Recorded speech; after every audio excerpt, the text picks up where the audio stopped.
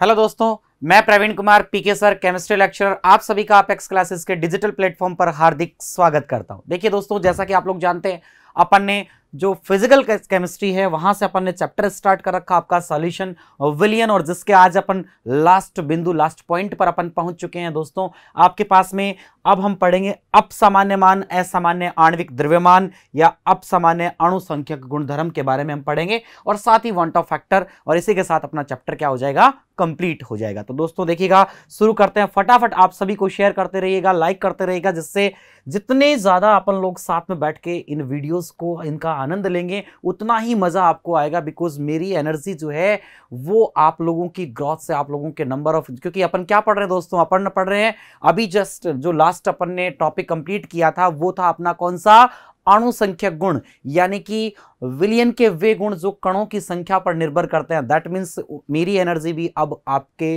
That means particles यानी कणों की संख्या, वहां कणों की संख्या पर निर्भर थे, यहां मेरी सारी एनर्जी आपकी काउंटिंग पर, आपकी नंबर पर निर्भर करती है। इसलिए आप लोग फटाफट शेयर कीजिए यार, शेयर ही तो करना है और लाइक करना है, फटाफट करते रहिए, सभी आनंद लेंगे उन क्लासेस का। ओके, अब अपन बात करते हैं, देखिए किसके बारे में बात करते हैं। अब हम बात करते हैं कि विलय के अणुओं का वियोजन एवं अपसामान्य मान। अगर वियोजन होगा तो क्या स्टोरी, क्या कहानी होगी यहाँ पे, इसके बारे में हम बात कर लेते हैं। क्लियर? तो लीजिएगा, विलय के अणुओं का वियोजन एवं अपसामान्य मान। ओके दोस्तों, तो देखिएगा, विलय के अणुओं का वियोजन एवं अपसामान्य मान। देखिए हम कहेंगे कि विलय के अणुओं का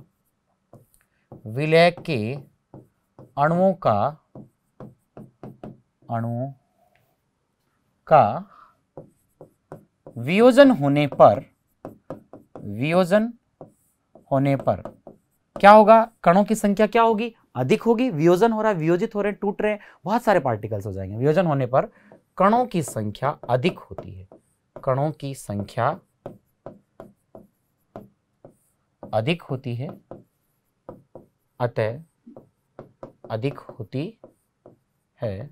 अतः क्या होगा दोस्तों, अतः अणुसंख्यक गुण भी क्या हो जाएंगे, अधिक होंगे।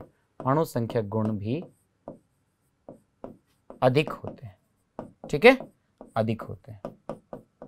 परंतु दोस्तों यहां भी वही बात है, सिमिलरली सेम बात यहां भी है, परंतु प्रेक्षित अणुभार वास्तविक अणुभार से कम प्राप्त होता है।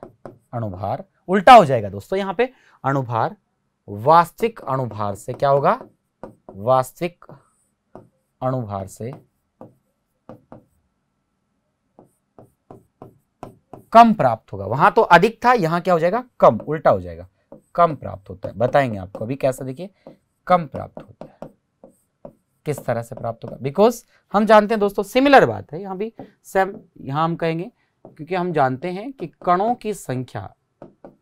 की संख्या जो है, यानी अणुसंख्यक गुण जो हैं वो कणों की संख्या के क्या होते हैं, समानुपाती। तो यहां कह सकते हैं अणुसंख्यक गुण समानुपाती। अणुसंख्यक गुण जो हैं वो दोस्तों समानुपाती हैं, ठीक है, किसके, आपके पास में कणों की संख्या के, और ये जो है व्युत्क्रमानुपाती है आणविक द्रव्यमान के,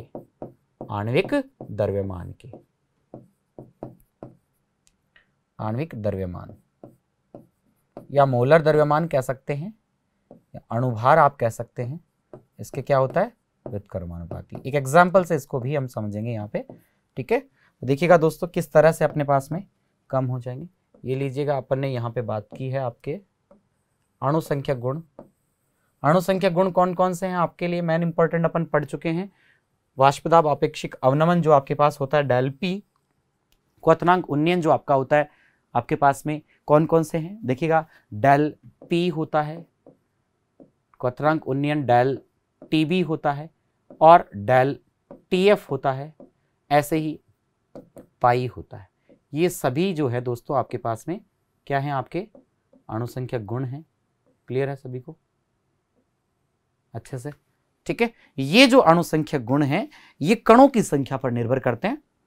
आणविक द्रव्यमान के व्युत्क्रमानुपाती हो रहे हैं कि अपन ने कहा कि अगर उसका वियोजन होगा विलय के कणों का, अगर वियोजन हो रहा है तो वियोजन होने पर, आयनन होने पर संख्या जो है कणों की अधिक होगी, अधिक होने पर ये अणु संख्या गुण भी अधिक होंगे क्योंकि कणों की संख्या पर निर्भर करते हैं। लेकिन वास्तविक अणुभार जो है वो आपको क्या होगा, वास्तविक जो अणुभार, प्रेक्षित अणुभार जो है वो वास्तविक अणुभार से क्या होगा, कम प्राप्त होगा दोस्तों। कैसे देखिएगा, जैसे फॉर एग्जांपल, एक एग्जांपल अपन ले लेते हैं दोस्तों। यहां पे अपन ने ले लिया, ये आपका एग्जांपल है क्या, KCl का किया। देखिएगा KCl को वियोजित करने पर, देखना दोस्तों, वियोजित करने पर, देखिए बड़ा ही इंटरेस्टिंग और बड़ा इंपॉर्टेंट एग्जांपल, करने पर प्रेक्षित अणुभार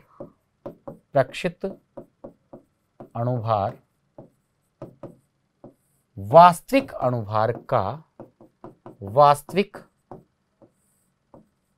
अणुभार,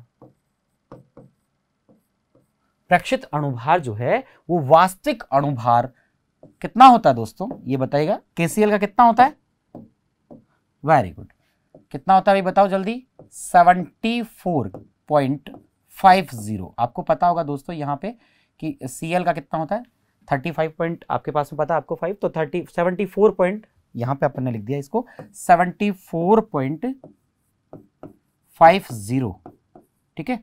74.50 जो है का आधा, आधा कितना होना चाहिए दोस्तों, देखिएगा आधा कितना होना चाहिए बताइएगा, 74.50 डिवाइड बाई 2 इक्वल्स टू 37.25 होना चाहिए।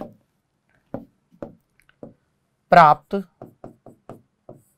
होना चाहिए, परंतु देखना बहुत ही इंपॉर्टेंट बात है दोस्तों, बड़ा इंपॉर्टेंट एग्जांपल है, परंतु प्रयोगों के आधार पर यह पाया गया,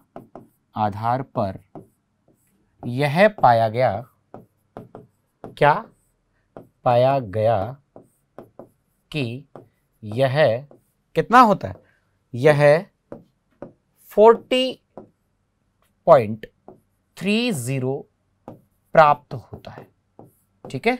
होना तो चाहिए था इसका आधा, लेकिन कम। देखिए अपनी बात तो प्रूव हो चुकी है दोस्तों, अपन ने जो अपना मेन पॉइंट जो अपन ने बोला है ना, वो अपना मेन पॉइंट जो था वो आपके पास में था कि प्रक्षिप्त जो आपका अणुभार है वो वास्तविक अणुभार से क्या होगा, कम प्राप्त होगा। तो पॉइंट तो अपना क्लियर है, कि 74.50 से 40 प्राप्त हुआ, लेकिन आधा 7, जैसे उसमें डबल हुआ था ऐसे इसमें आधा 37.25 आना चाहिए, लेकिन आता कितना है 40.30 प्राप्त होता है। इसका मतलब भी एक यहाँ पे बहुत ही, यहाँ अपन कह सकते हैं दोस्तों, ये भी एक डेंजरस वाला जोन है जो आपको ध्यान रखना है। ये भी आपके लिए एक इंपॉर्टेंट जोन है। क्या है इसका भी कोई ना कोई मीन है यहाँ पे। देखिए क्या मीन निकलता है इससे, ये जो आपको कम जो 37 पॉइंट आप कहना चाह रहे हैं कि सर यहाँ पे 37.25 आपको प्राप्त होना चाहिए था, परंतु वो ना होकर के 40.30 मिला है। इसका मतलब है तो क्या है देखिएगा, प्राप्त होता है अर्थात या अतः इससे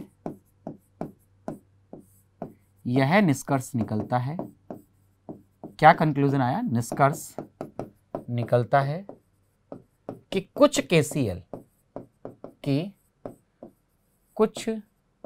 KCl अनआयनित, कुछ KCl अणु अनआयनित अवस्था में शेष रह जाते हैं। भाई सभी आयनित नहीं हो पा रहे हैं, वियोजित नहीं हो पा रहे हैं, सबका वियोजन नहीं हुआ। देखिए वियोजन में कणों की संख्या, ध्यान रखना दोस्तों, वो तो बढ़ेगी।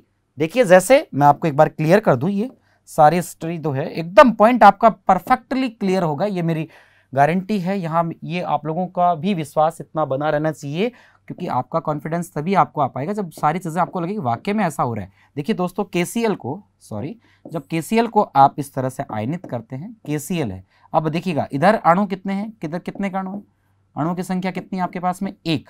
अब जब आपने इसको तोड़ दिया तो ये आपके पास, आपको पता है सबको K प्लस और Cl माइनस इस तरह से होगा। तो देखिएगा यहाँ आपके पास 1 1, यानी टोटल कितने अणु हो गए, 2। कितने हो गए, 2। तो देखिए कि कणों की संख्या तो कितनी हो गई, डबल हो गई, कणों की संख्या बढ़ गई है। कणों की संख्या कितनी है, 2 है, यानी कि इधर कणों की संख्या 2 है अधिक, जो कि आपके पास में क्या है दोस्तों, अधिक है। जबकि इधर कणों की संख्या की बात करूं मैं आपके पास दोस्तों, यहां यदि मैं बात करूं तो कणों की संख्या जो है वो कम है। कणों की संख्या इस साइड में मैं बात करूं तो आपके पास में क्या है, 1 है, कणों की संख्या 1 है जो कि कम है। ठीक है, तो अब वियोजन हुआ, ये यहां पर हुआ है वियोजन। ठीक है, तो वियोजन के पश्चात कणों की संख्या अधिक हो गई। 1 + 1 हो गया ना दोस्तों, देखिएगा 1 ये हो गया और 1 ये हो गया, 1 + 1, पहले केवल एक ही था इधर KCl। ठीक है, तो 1 + 1 2, कणों की संख्या यहां पे अधिक हुई है। यही पॉइंट मैंने आपसे देखिएगा दोस्तों यहां पर कहा है कि वियोजन होने पर कणों की संख्या, वियोजन होने पर कणों की संख्या जो है वो अधिक हो जाती है। तो कणों की संख्या अधिक हुई लेकिन अणुभार जो है वो कम प्राप्त होता है। तो देखिए दोस्तों आपके पास यहां पर वियोजन हुआ KCl का, तो यहां कणों की संख्या बढ़ गई है, 2 आपके पास में हो गए हैं कण, तो लेकिन इसका जो 74.450 जो था उसका आधा 37.25 आपके पास आना चाहिए था, लेकिन 40 यहां पर आता है 40.30। इसका मतलब ये हुआ, निष्कर्ष ये निकलता है कुछ KCl अणु अनआयनित अवस्था में शेष रह जाते हैं, अवस्था में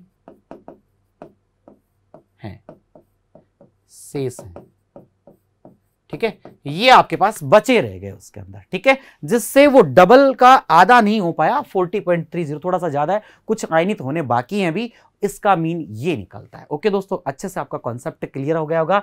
अब देखिएगा यहां अपन ने दोस्तों आज जो है किसके बारे में बात की, एक बार पॉइंट को देखिएगा। अपन ने यहां पर सबसे पहले स्टार्टिंग में दोस्तों देखा है अपन ने यहां पे कि अपसामान्य मान, ये अपना मेन टॉपिक था, लेकिन हमने स्टार्ट किया सामान्य मान से कि विलयन के वे गुण जो क्या होते हैं, अणुसंख्यक गुण, जो आपको पता है ये सभी अणुसंख्यक गुण हैं, कणों की संख्या पर निर्भर करते हैं, प्रकृति और परिमाण पर निर्भर नहीं करते।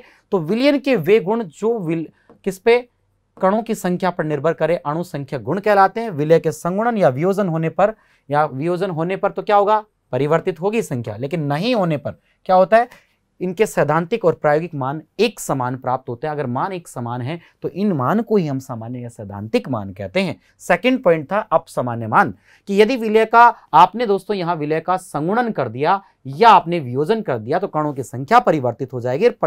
संख्या परिवर्तित होगी तो देखिए, अगर संगुणन है तो घटेगी, वियोजन है तो बढ़ेगी। तो इससे क्या होगा, प्रेक्षित जो अणुसंख्यक गुणों के जो मान है वो परिवर्तित हो जाएंगे, सामान्य या सैद्धांतिक मानों से डिफरेंट भिन्न आपको प्राप्त होंगे। इन्हें हम अपसामान्य मान या असामान्य मान कहते हैं। क्लियर है। नेक्स्ट हमने देखा कि विलय के अणुओं का संगुणन या अपसामान्य मान की बात करूं कि संगुणन होने पर कणों की संख्या जो है दोस्तों आपको पता है कम हो जाती है, और दोस्तों कम हो जाएगी लेकिन यहां अणुभार अधिक प्राप्त होगा। जैसे एग्जांपल अपने एसिटिक एसिड और बेंजोइक अम्ल का लिया है।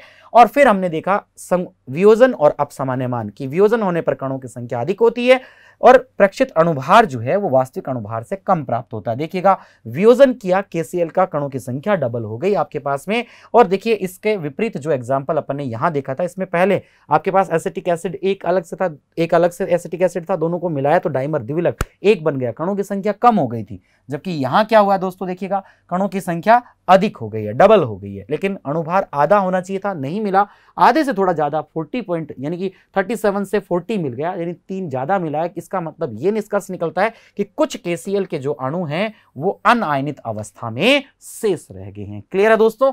ओके दोस्तों, तो दोस्तों यहां तक हमारे साथ बने रहने के लिए आप सभी लोगों का बहुत बहुत थैंक यू, धन्यवाद।